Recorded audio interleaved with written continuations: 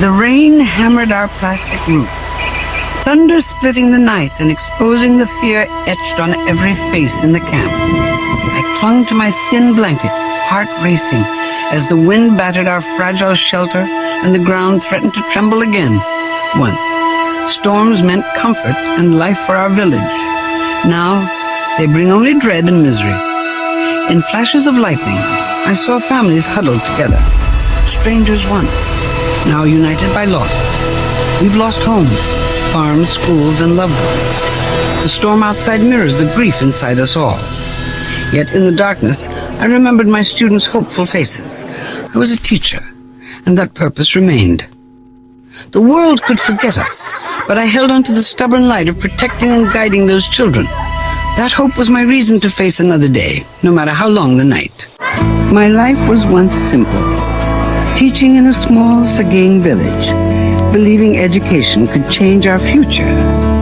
In 2020, hope was everywhere. We dreamed of democracy and a better Myanmar for our children.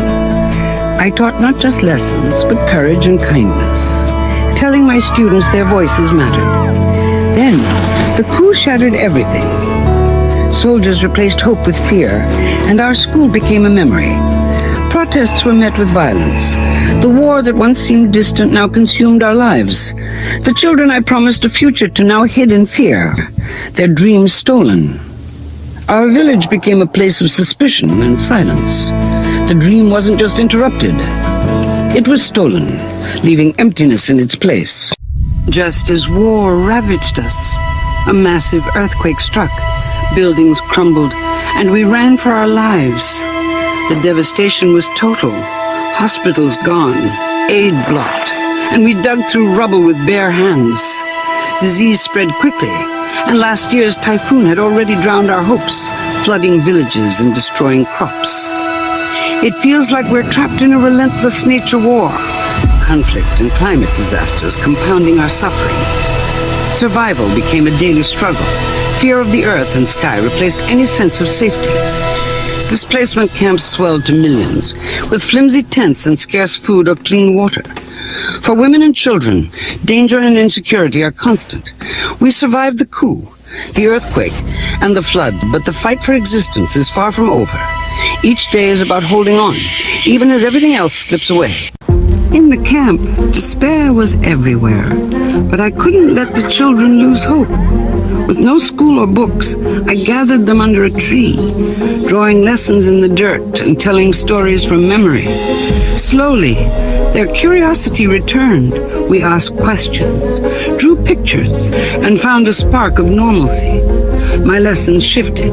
Now I taught disaster preparedness, storing clean water, making emergency kits, and planning safe routes. These small steps gave us a sense of control and resilience. We mapped evacuation routes and learned to listen for warnings. Knowledge became our shield against the next crisis. Teaching was more than survival. It was about empowering my community. In the dust, we rebuilt hope, one lesson at a time.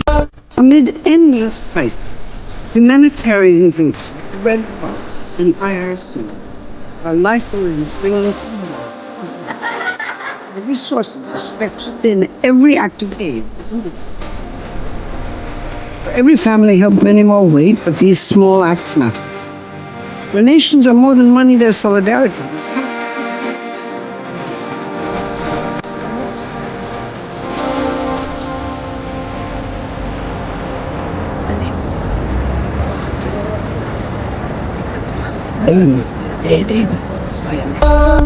Our strength is in these acts of cooperation.